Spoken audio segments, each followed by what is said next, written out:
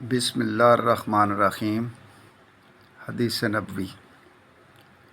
حضرت صلی اللہ علیہ وآلہ وسلم نے فرمایا کہ جب تم میں سے کسی کا شام کا کھانا تیار ہو چکا ہو اور تکبیر بھی کہی جا چکی ہو تو پہلے کھانا کھا لو اور نماز کے لیے جلدی نہ کرو، کھانے سے فراغت کر لو۔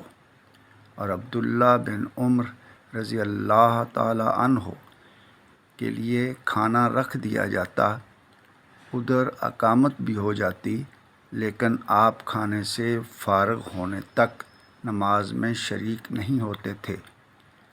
آپ امام کی قرأت برابر سنتے رہتے تھے۔